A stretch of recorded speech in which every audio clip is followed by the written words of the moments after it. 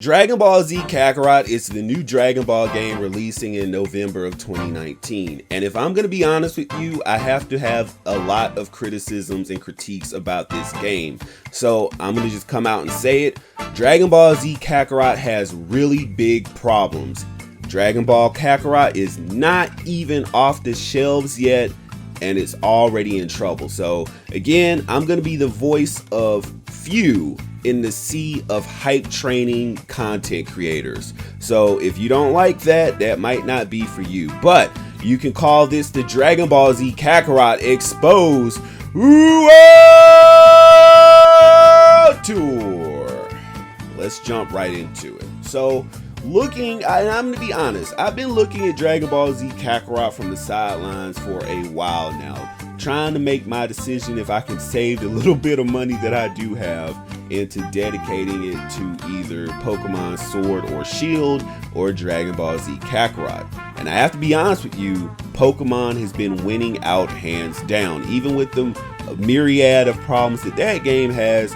Looking at Dragon Ball Z Kakarot, it's just the same song and dance. From trailer 1, we've been doing the same thing that we've been doing for the past 20 years, probably even before my time. They've been doing the same Namek Saga through Buu Saga nostalgia trailers. Oh look, Goku's beating Frieza and Super Saiyan on Namek. Look, Gohan's finally realized his potential and he's fighting Cell in a climatic battle. Look, it's wild and weird Buu doing stuff in the Buu Saga where Vegeta finally atones for his sins. And I'm sitting there like, man, this is the same stuff we've seen over and over and over again. You guys have so much new source material to work with. And then I compare it to the Japanese trailers for other games like Dragon Ball Heroes, the arcade games, and those trailers seem so much more exciting compared to the international trailers that they release for games like this.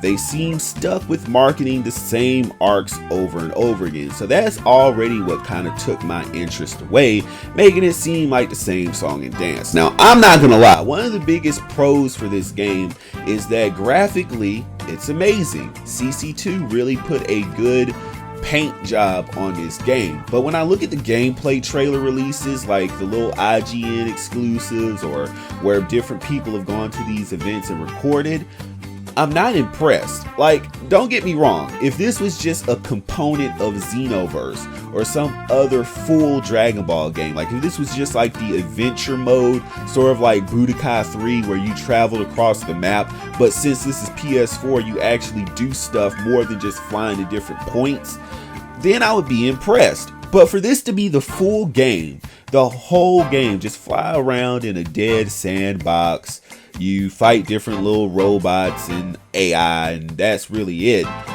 It just doesn't impress me. Again, graphically, the game is amazing. Gameplay wise, it's repetitive. It is a repetitive mess. And I feel like this is going to be the Fallout 76 or the WWE 2K20 of Dragon Ball games. It's really, really hyped, but it's just not enough when it launches.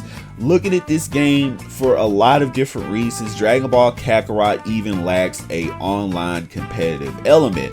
And if you know anything about the Dragon Ball community, we thrive off of having a competitive community. These are the things that will keep a Dragon Ball game alive, because the Dragon Ball community has a reason to keep it alive from just competing with each other, fighting against each other, making better content. But if you just have a linear storyline where you just go to different points on the map, do a mission here, do this mission there, it just, you know, it's pointless. Again, this is why I say if Dragon Ball Kakarot was a game within a game, like if this was like Xenoverse 3 and this was a adventure mode that we had never seen before, maybe I would be hyped more for Xenoverse 3. But for this to be the standalone game, and looking at the combat mechanics, the combat mechanics themselves look repetitive. And again, without a online community to sharpen yourself against, what's the point with the combat? It's just like, I can see their point of view, because if you're not going to have a competitive community, there's no need to push push the limits. You just do button mashing and there, you're done. But it's just at this point, I feel like Dragon Ball games should be beyond this. And that's not even speaking of the roster, because of course, with each part of the story mode, you have different characters that you can play. Obviously, you play Goku, Gohan, you can play Vegito at his certain point of the story. So what I'm looking at here is a similar mode or story mode to Ultimate Tenkaichi, because if you remembered, each different arc you could play with each different character. Like on Namek, you could play with Goku, then Krillin, and then the other characters at the different relevant points that you could play with them as. But you couldn't like take Vegito and play the Frieza saga. You couldn't take Super Saiyan Goku and play the Raditz or the Saiyan saga, right? It's just going to be relative to whatever arc you're in. So there's no really big surprise element there. It's all formulaic at a point, and I feel like this is the reason that this game will definitely not have longevity. And hey, maybe the developers, maybe CC2 didn't intend for this game to have longevity. Maybe Dragon Ball Z Kakarot is merely a cash grab for the next generation.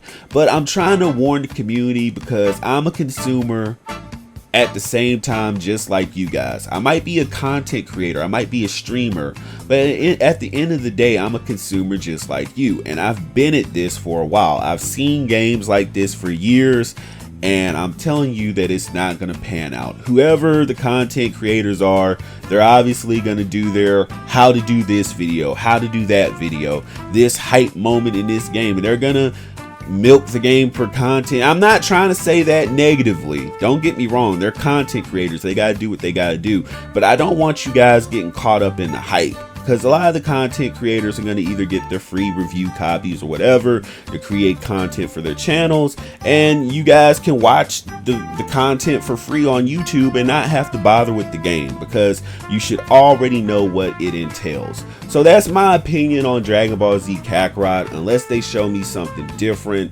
unless there's some big final reveal trailer at the end of it, all that reveals some big new mechanics or some new online functionality. I can't say that I'm really at all interested with this game. And even the incentives are underwhelming and unimportant.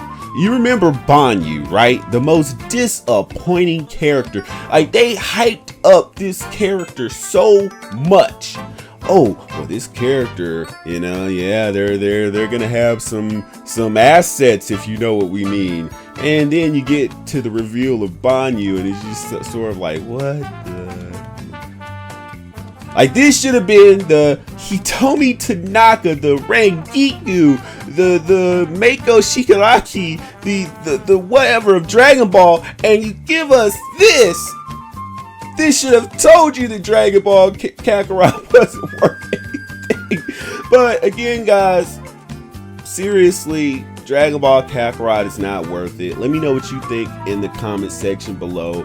These have just been real critiques and criticisms, because I'm never going to hype you. I'm going to tell you like it is. That's how Lord Perfection Sama truly is. I'm going to tell you like it is. Without further ado, I'm going to end the video. Hit that subscribe button, click that notification bell, follow me on my stream at twitch.tv/perfectionsama, and follow me on the Instagram link down below, and I will see you guys in the next video. Peace.